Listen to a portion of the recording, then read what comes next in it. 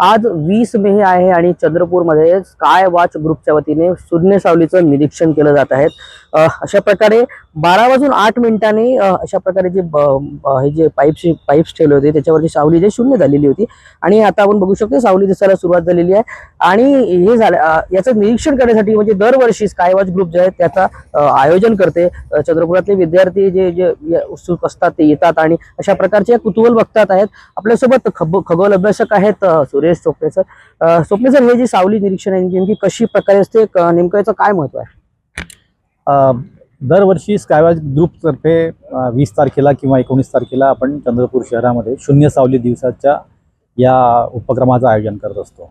भूगोलामध्ये आपण विद्यार्थी सर्व शिकतात, विज्ञानात हे शिकतात, इव्हन आपल्याला हवामानशास्त्रामध्ये पण हा विषय येतो की सूर्याची जी मुवमेंट असते ती दक्षिणेकडून उत्तरायण असते। म्हणजे आता उत्तरायण चालू आहे आणि सूर्य हा हळूहळू उत्तरेकडे सरकत असतो। तर तो प्रत्येक शहरावरती वेगवेगळ्या अक्षांशावरती वेगवेगळ्या दिवशी येत असतो।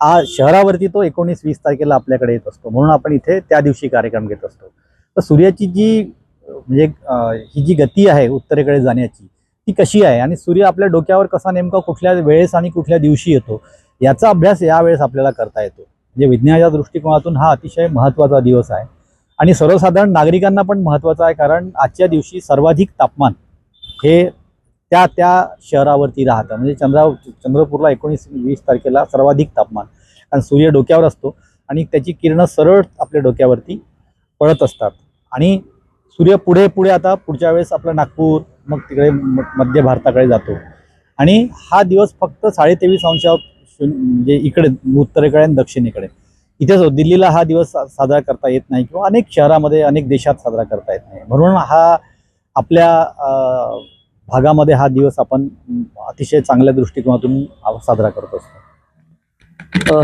भूगोलाचा अभ्यास करणारे आणि या वैज्ञानिक दृष्टीचे कुतूहल असणारे जे लोक आहेत ते या दिवशीचं वाट बघत असतात। ऐतिहासिक लोकमत, चंद्रपूर।